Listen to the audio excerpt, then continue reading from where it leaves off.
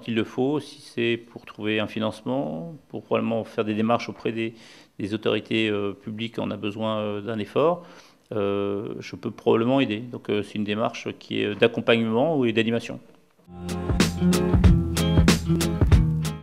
Oui, maintenant je ne suis pas forcément...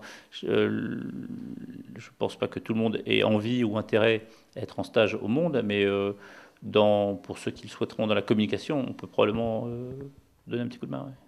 Ouais.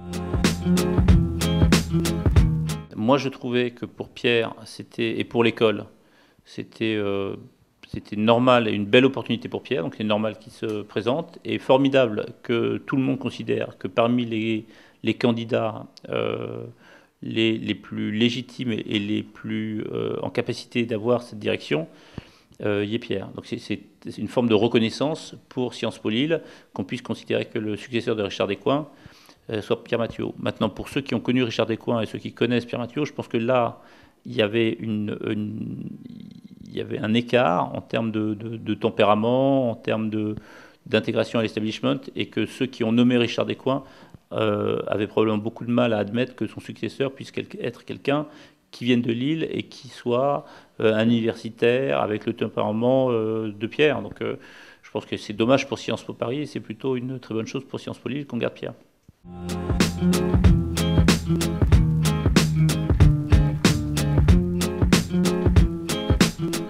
La clé du succès, c'est un double mouvement. C'est probablement un mouvement très très rapide en termes d'innovation commerciale, éditoriale. C'est-à-dire qu'on s'aperçoit que à la fois nos lecteurs, nos abonnés, nos annonceurs souhaitent que le monde se remette en mouvement. Le monde a été très longtemps faute de moyens, faute d'investisseurs, une institution plus qu'une entreprise. Donc là, il faut redonner une capacité à innover.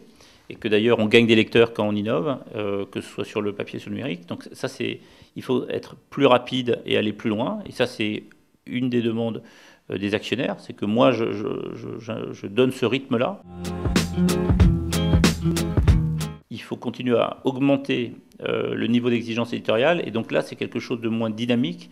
Au contraire, il faut creuser le sillon dans ce qu'on sait faire. Donc il y a deux choses différentes. Il y a une dynamique de changement et en même temps arriver à creuser notre sillon sur ce qu'on sait faire pour mieux le faire, être plus rigoureux, mieux anticiper. Et ça, c'est des choses qu'Eric Israelevich fait au quotidien.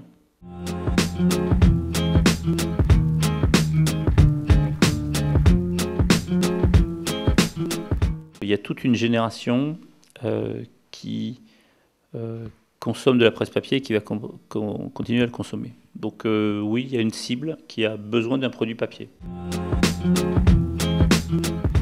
En termes de modèle économique, moi j'ai besoin encore d'avoir des revenus papier, c'est-à-dire que mes revenus numériques ne suffisent pas à financer l'entièreté de mes rédactions papier et web. Donc moi j'en ai encore besoin.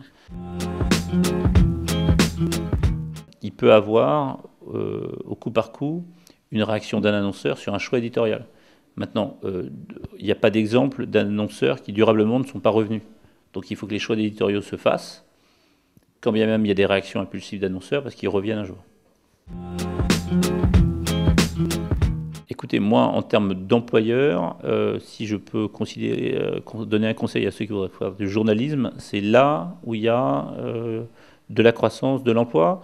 Donc si c'est destiné à être une première marche vers une carrière professionnelle, c'est plutôt intelligent plus qu'un fanzine de l'école. C'est plutôt là où il y a de la croissance. Et moi, les gens que je croise et qui sont dans la télévision trouvent de l'emploi. Il y a des télés qui se créent, il y a des rédactions qui recrutent, il y a des formats longs qui se font. Donc c'est plutôt malin. Et sur le web, nous, on s'aperçoit qu'on a beaucoup de trafic sur nos vidéos. Donc au web aussi, on recrute sur la vidéo. Donc de toute manière, c'est là où il y a de l'espoir.